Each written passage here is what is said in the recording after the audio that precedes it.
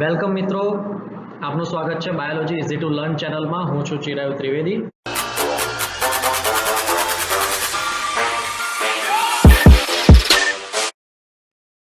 દ્વિઅંગી વનસ્પતિ એટલે કે બ્રાયોફાઇટ્સ. આ મુદ્દામાં આપણે શીખવાના છીએ સામાન્ય લક્ષણો, દ્વિઅંગી વનસ્પતિના સામાન્ય લક્ષણો, લીવરવર્ટ, મોસ જે દ્વિઅંગીના બે પ્રકારો છે, અને દરેક મુદ્દા આધારિત કેટલીક ક્વિઝના પ્રશ્નો. તો આ વિડીયો ખૂબ જ રસપ્રદ થવાનો છે, તો આ વિડીયોને અંત સુધી જરૂરથી જોશો.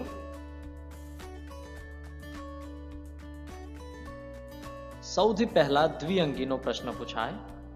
દ્વિઅંગી વનસ્પતિઓના સામાન્ય લક્ષણો જણાવો. સામાન્ય લક્ષણોમાં સૌથી પહેલા નિવાસસ્થાન. નિવાસસ્થાન ક્યાં છે? ભેજયુક્ત છાયાપ્રિય વિસ્તારો એટલે કે છાયડાવાળો વિસ્તાર હોય અને થોડો ઘણો એ વિસ્તારમાં ભેજ હોય ત્યાં સામાન્ય રીતે આ દ્વિઅંગી પ્રકારની વનસ્પતિ વિકાસ પામતી જોવા મળે છે.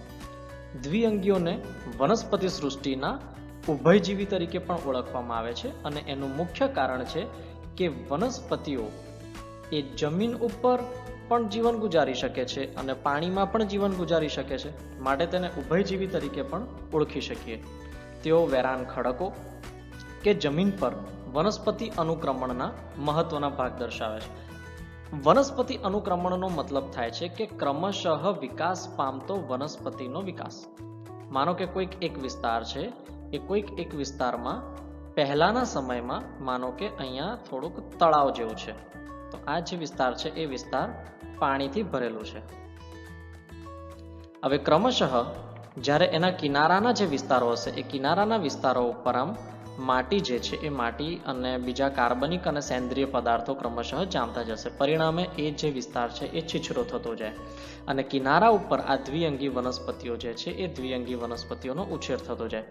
ધીમે ધીમે ધીમે ધીમે એ વિસ્તારમાં સંપૂર્ણ રીતે પાણી લુપ્ત થઈ જાય અને એની જગ્યાએ મોટા વૃક્ષો છે એ મોટા વૃક્ષો સ્થાન લે. પણ સૌથી પહેલું જે અનુક્રમણ કરે, સૌથી પહેલા સ્થાન પામે એ દ્વિઅંગી વનસ્પતિ હોય છે.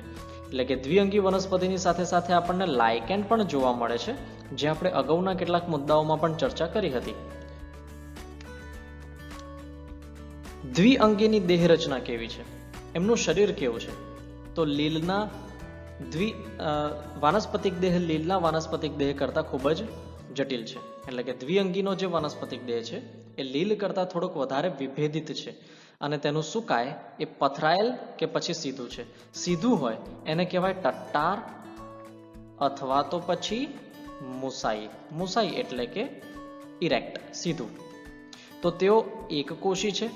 બહુકોષી મૂલાંગો દ્વારા આધારક સાથે જોડાયેલો રહે છે. આધારક એટલે કે જમીનની સપાટી. જમીનની સપાટી સાથે એક આપણે ઉદાહરણ લઈએ કે જમીનની સપાટી સાથે એ ફેલાયેલું રહે, તો આપણે એક માર્કેન્શિયાનું એક્ઝામ્પલ લઈએ કે જે આ રીતે વિકાસ પામતી વનસ્પતિ છે અને એની અંદર એના જે મૂલાંગો જે છે એ આ રીતે નીચેની તરફ આપણને જોવા મળતા હોય છે, બરાબર.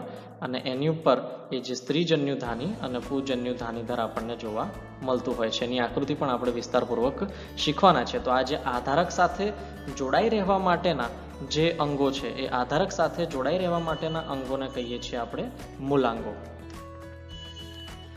સાચા મૂળ, પ્રકાંડ કે પર્ણો ધરાવતા નથી, પરંતુ તેઓ મૂળ, પ્રકાંડ કે પર્ણ જેવી રચનાઓ ધરાવી શકે છે. અને વનસ્પતિ દેહ જે છે એ એકકીય છે, જેને જન્યુજનક તરીકે ઓળખવામાં આવે છે. મિત્રો, બે પ્રકારની અવસ્થા હોય. એક હોય જન્યુજનક અવસ્થા, અને જે બીજી અવસ્થા છે એ અવસ્થાને કહીએ છીએ આપણે બીજાણુજનક અવસ્થા. જન્યુજનક અવસ્થા હંમેશા એકકીય હોય, બીજાણુજનક અવસ્થા હંમેશા દ્વિકીય હોય. જન્યુજનકમાં જન્યુઓનું નિર્માણ થાય, જ્યારે બીજાણુજનક અવસ્થાની અંદર બીજાણુનું અથવા તો દ્વિકીય વનસ્પતિ દેહનું નિર્માણ થાય. દ્વિઅંગી એકમાત્ર વનસ્પતિ એવી છે કે જેમાં જન્યુજનક અવસ્થા મુખ્ય છે, પ્રકાશ સંશ્લેષી છે અને સ્વતંત્ર છે. તેના પ્રજનન અંગો વિશેની માહિતી જોઈએ. દ્વિઅંગીમાં લિંગી અંગો બહુકોષીય છે. નર લિંગી અંગને પુંજન્યુધાની કહે છે. તેઓ દ્વિકશાધારી ચલ પૂજન્યો ઉત્પન્ન કરે, એટલે કે નરલિંગી અંગો પૂજન્યુધાની, માદા લિંગી અંગો સ્ત્રીજન્યુધાની. તો આ નામ યાદ રાખવાના. નરના લિંગી અંગને કહીશું આપણે પૂજન્યુધાની, માદા લિંગી અંગને કહીશું સ્ત્રીજન્યુધાની. પૂજન્યુધાની શું નિર્માણ કરશે? ચલ પૂજન્યો. ચલ પૂજન્યો એટલે કે ચલિત જન્યો. ચલિત એટલે કે એક જગ્યાએથી બીજી જગ્યાએ જઈ શકે તેવા, દ્વિકશાધારી એટલે કે બે કશા હાજર હોય તેવા. માદા લિંગી અંગને કહીએ છીએ સ્ત્રીજન્યુધાની. એનો આકાર કેવો? ચંબુ આકારનો હોય અને એક અંડકોષ એટલે કે એક ઈંડું ઉત્પન્ન કરે. એક અંડકોષ એમ કહી શકીએ આપણે. ફલનની પ્રક્રિયામાં ચલજન્યો પાણીમાં મુક્ત થાય, જ્યાં તેઓ સ્ત્રીજન્યુધાનીના સંપર્કમાં આવે છે. ચલપુજન્યો અંડકોષ સાથે જોડાઈ અને ફલિતાંડ એટલે કે યુગ્મનજનું નિર્માણ કરે. મિત્રો, હંમેશા કેવું હોય કે એક નરજન્યુની હાજરી હોય અને બીજા માદાજન્યુ. હવે માદાજન્યુ જે છે એ કોઈ એક જગ્યાએ સ્થિર છે, જેને આપણે અંડક અથવા તો અંડકોષ કહીશું. ચલપુજન્યુઓ કોણ છે? ચલપુજન્યુઓ નરજન્યુઓ છે, જે દ્વિકશાધારી છે. બે કશાઓ હાજર હશે એની અંદર, દ્વિકશાધારી છે. એ પાણીના માધ્યમથી એક જગ્યાએથી બીજી જગ્યાએ ટ્રાન્સફર થશે અને એ બંનેનું ફલન થવાને કારણે જે સ્ટ્રક્ચર બનશે એ સ્ટ્રક્ચરને કહીએ છીએ આપણે ફલિતાંડ અથવા તો પછી યુગ્મનજ. યુગ્મનજને જ ત્રીજું શું કહીએ આપણે? ઝાયગોટ તરીકે પણ ઓળખીએ છીએ. અને એ હંમેશા કેવું હોય? દ્વિકીય. કારણ કે નરજન્યુ એકકીય પ્લસ માદાજન્યુ પણ એકકીય, બંને એકકીય ભેગા મળી અને કેવું નિર્માણ કરે? દ્વિકીય યુગ્મનજનું નિર્માણ કરે છે. ફલિતાંડ ત્વરિત રીતે અર્ધીકરણ નથી દર્શાવતું, તો તેઓ બહુકોષીય દેહનું નિર્માણ કરે, જે બીજાણુજનક છે. બીજાણુજનક એ મુક્તજીવી નથી, પરંતુ પ્રકાશ સંશ્લેષી જન્યુજનક સાથે જોડાયેલ છે અને પોષણ મેળવે છે. એટલે કે બીજાણુજનક અવસ્થા જે છે એ બીજાણુજનક અવસ્થાને પોષણ કઈ અવસ્થા આપશે? તો એને પોષણ આપવાનું કામ કરશે જન્યુજનક અવસ્થા. કેમ? કારણ કે જન્યુજનક અવસ્થા જે છે એ પ્રકાશ સંશ્લેષી છે અને સ્વતંત્ર છે.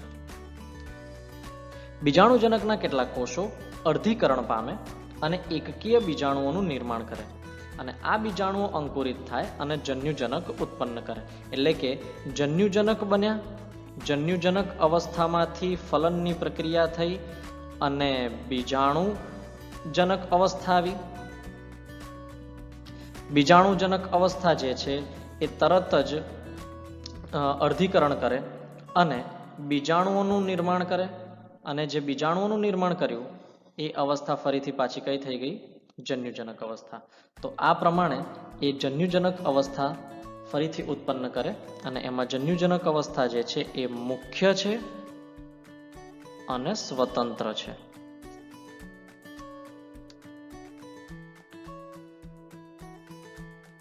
Quiz number 1. દ્વિઅંગીના નર લિંગી અંગને ખાલી જગ્યા અને માદા લિંગી અંગને ખાલી જગ્યા કહે છે. સાચો જવાબ તરત જ કોમેન્ટ સેક્શનમાં લખો.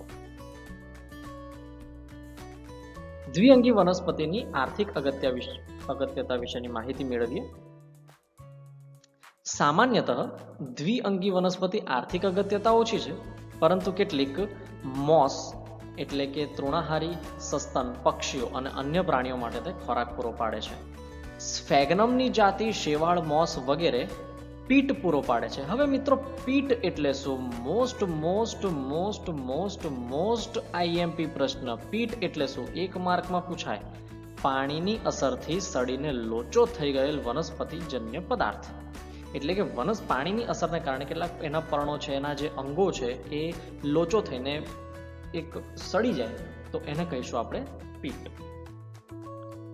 જે બળતણ તરીકે અને જલ ગ્રહણ ક્ષમતાને કારણે, કારણ કે પાણી ગ્રહણ કરશે એના કારણે જ એ લોચો થઈ જાય છે, અને ભેજના કારણે તે સડી પણ જાય છે, કારણ કે અન્ય જે વિઘટકો છે એની ઉપર સ્થાન પામતા હોય છે.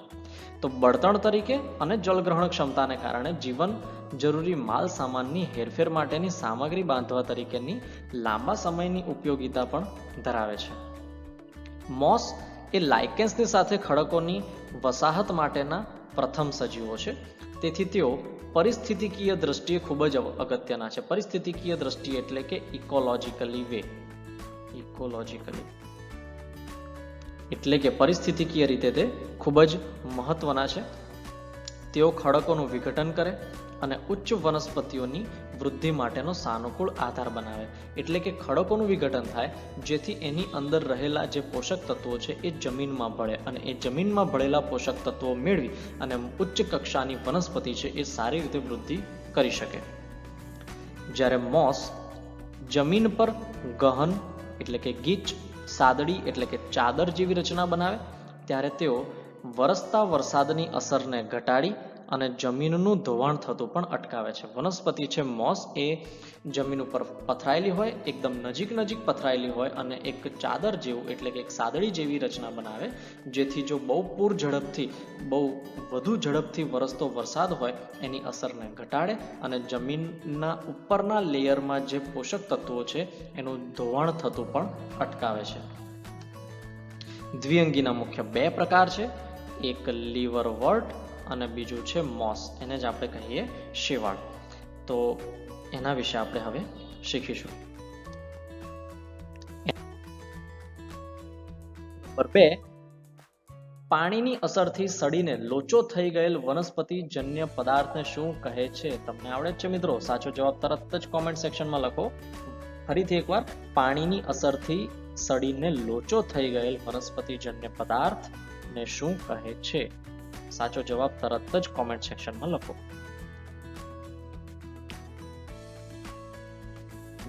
3, દ્વિઅંગીના મુખ્ય 2 પ્રકારના નામ આપો.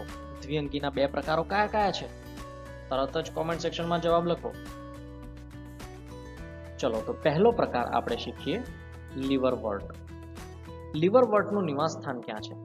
તો તે હંમેશા ભેજયુક્ત છાયાપ્રિય નિવાસ સ્થાનોમાં વિકાસ પામે છે, જેવા કે ઝરણા કિનારા પર, ભેજવાળા મેદાનોમાં, ભીની જમીન, વૃક્ષોની છાલ અને લાકડામાં ઊંડાઈએ લીવરવર્ટનો વનસ્પતિ દેહ સુકાયક છે. માર્કેન્શિયા સુકાય પૃષ્ઠવક્ષીય છે અને ગાઢ રીતે આધાર સાથે ચોંટેલું હોય છે. એટલે કે આધાર સાથે એટલે કે જે જગ્યાએ પથરાયેલું હોય એ એના મૂલાંગો સાથે જોડાયેલું રહે છે. પત્રમય સભ્યો એ પ્રકાંડ જેવી રચના પર 2 હરોળ એટલે કે પંક્તિમાં પર્ણ જેવા ઉપાંગો ધરાવતા હોય છે. પ્રજનન કેવી રીતે થશે? તો લીવરવર્ટમાં અલિંગી પ્રજનન એ સુકાયના અવખંડન દ્વારા કે પછી કુડમલી કહેવાતી વિશિષ્ટ રચના દ્વારા થાય છે. કુડમલી શબ્દને થોડોક વિસ્તારપૂર્વક શીખીશું મિત્રો. કુડમલી જે છે એ કુડમલી પ્યાલા જેવી રચના છે અને કુડમલી જે છે એને જ બીજું આપણે કહીએ છીએ ગેમા કપ. તો એનું સ્ટ્રક્ચર જોવા જઈએ તો માર્કેન્શિયાની અંદર આપણે જોઈએ તો એક માત્ર આ રીતે આમ એક ડોટ હોય એ રીતે આપણને દર્શાવેલું હોય છે. તો આ કુડમલી પ્યાલાઓ આ રીતે જોવા મળે, પણ જ્યારે એને વિવર્ધિત કરીએ તો કુડમલી પ્યાલો કેવો દેખાય છે? તો કુડમલી પ્યાલાનો રચના કંઈક આ રીતની જોવા મળે છે. એક પ્યાલા જેવું સ્ટ્રક્ચર હોય અને જે એના આધારક સાથે આમ ચોંટેલું હોય, માટે તેને કહીએ આપણે કુડમલી પ્યાલો. હવે એની અંદર કૂપધાની વિકસે છે અને કુડમલી એ પિતૃદેહથી છૂટી પડે અને અંકુરિત થઈ અને નવા સ્વતંત્ર છોડમાં પરિણમે. તો જે માર્કેન્શિયા વનસ્પતિ છે એ માર્કેન્શિયા વનસ્પતિમાં જોવા જઈએ તો એમાં આમ સામાન્ય રીતે આમ આપણે રફ એની સહેજ આકૃતિ દોરીએ માર્કેન્શિયાની અને અહીંયા નીચેની તરફ એના મૂલાંગો હોય અને આ જગ્યાએ એના કુડમલી પ્યાલાઓ હોય. હવે એ કુડમલી પ્યાલાઓને જો વિવર્ધિત કરીએ તો એ પ્યાલા જેવું સ્ટ્રક્ચર જોવા મળે છે, માટે એને કીધું આપણે કુડમલી પ્યાલો. હવે જો આ જ વસ્તુ એના પિતૃદેહથી છૂટો પડી અને બહારની તરફ સ્વતંત્ર રીતે છૂટો પડી જાય અને અંકુરિત થાય તો નવી આ વનસ્પતિનો ઉછેર કરી શકવા માટે સક્ષમ બને છે. લિંગી પ્રજનનમાં દરમિયાન નર અને માદા લિંગી અંગો એ જ સુકાય પર કે અલગ સુકાય પર ઉદ્ભવે અને બીજાણુજનક પાદ, પ્રાવાર દંડ અને પ્રાવારમાં વિભેદિત થાય છે.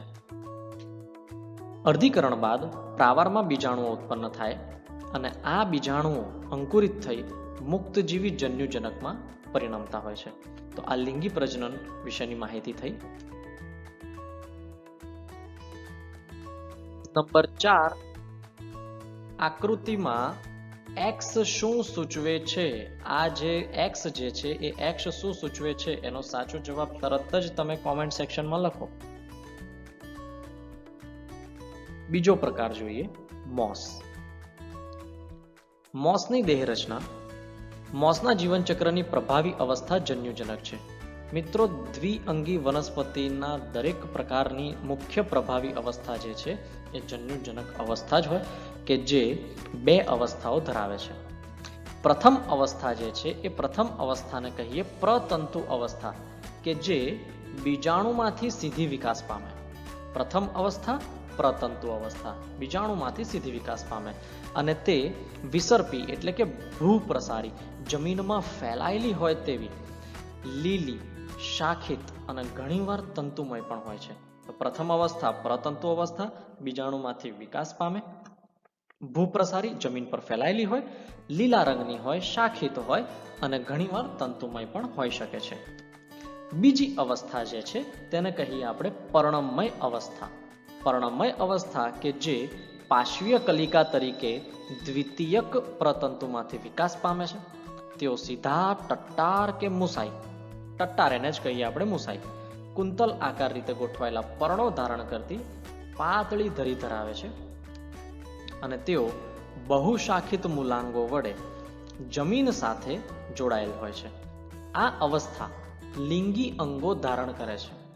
બીજી અવસ્થા જે છે એ બીજી અવસ્થા લિંગી અંગો ધારણ કરે છે, એટલે કે પર્ણમય અવસ્થા લિંગી અંગો ધારણ કરતી હોય છે. તો પ્રથમ અવસ્થા પ્રતંતુ અવસ્થા, બીજી અવસ્થા પર્ણમય અવસ્થા.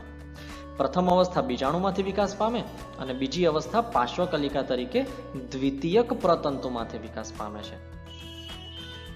મોસમાં પ્રજનન કેવી રીતે થશે? વાનસ્પતિક પ્રજનનમાં મોસ, શેવાળમાં વાનસ્પતિક પ્રજનન દ્વિતીયક પ્રતંતુમાં અવખંડન કે કલિકા સર્જન દ્વારા થાય છે. લિંગી પ્રજનન. લિંગી પ્રજનનમાં લિંગી અંગો પૂજન્યુધાની અને સ્ત્રીજન્યુધાની પર્ણમય પ્રરોહ એટલે કે પ્રાંકોરની ટોચે ઉદ્ભવે છે. લિંગી પ્રજનનમાં લિંગી અંગો પૂજન્યુધાની અને સ્ત્રીજન્યુધાની પર્ણમય પ્રરોહ પ્રાંકુરની ટોચે ઉદ્ભવે છે. ફલન બાદ ફલિતાંડ એ પાદ, પ્રાવારદંડ અને પ્રાવાર ધરાવતા બીજાણુજનકમાં વિકાસ પામે છે. મોસમાં બીજાણુજનક એ લીવરવર્ટ કરતાં ખૂબ જ વિકસિત છે અને પ્રાવારની અંદર બીજાણુઓનું નિર્માણ થાય છે. તો મોસ એ બીજાણુ વિકિરણ યંત્રવત કાર્યપદ્ધતિ ધરાવતું હોય છે. એના ઉદાહરણ છે ફ્યુનારિયા, પુલિટ્રિકમ અને સ્ફેગ્નમ. તો મિત્રો, અહીંયા જે આપણે પાદ, પ્રાવારદંડ અને પ્રાવારની વાત કરતા હતા, તો અહીંયા આ જે ભાગ છે એને કહીએ છીએ પ્રાવારદંડ. આ પ્રાવાર પ્રપર્ણો અને પ્રપર્ણોથી આ જે મુખ્ય અક્ષ અને મૂલાંગોનું નિર્માણ કરે છે એ અવસ્થાને કહીએ છીએ આપણે જન્યુજનક અવસ્થા. અને પ્રાવારદંડ અને પ્રાવારનું જે નિર્માણ થાય છે તે છે બીજાણુજનક અવસ્થા. અને જે પ્રાવાર છે એ પ્રાવારમાંથી જ બીજાણુઓનું નિર્માણ થાય છે. તો આ આકૃતિ જે છે એ ફ્યુનારિયાની આકૃતિ છે, જ્યારે બાજુની આકૃતિ છે એ છે સ્ફેગ્નમની આકૃતિ. સ્ફેગ્નમમાં સૌથી ઉપરની ટોચ પૂજન્યુ ધારણ કરતી શાખા જે ટોચ ઉપર આવેલી હોય એની આ વિવિધ શાખાઓ છે. વચ્ચેના ભાગે સ્ત્રીજન્યુ ધારણ કરતી શાખા પણ જોવા મળે છે.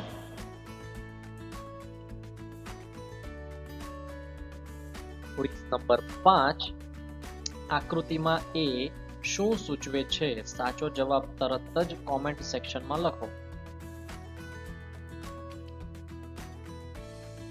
નંબર 6, મોસના જીવનચક્રની પ્રભાવી અવસ્થા જન્યુજનકના પ્રથમ અવસ્થાને શું કહે છે?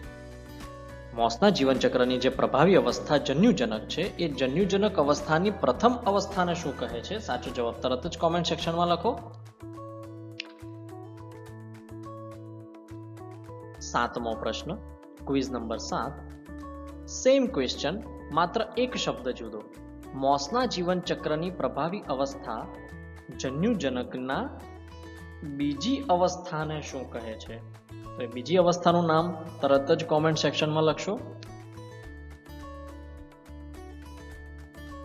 ક્વિઝ નંબર 8, મોસના ઉદાહરણ લખો. મોસ પ્રકારની વનસ્પતિના ઉદાહરણો આપો.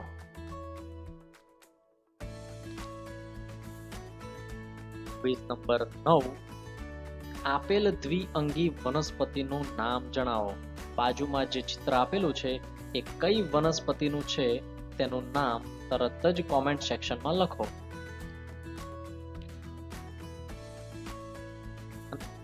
અંતિમ ક્વિઝ, ક્વિઝ નંબર 10, આપેલ આકૃતિમાં પી શું છે? સાચો જવાબ તરત જ કોમેન્ટ સેક્શનમાં લખો.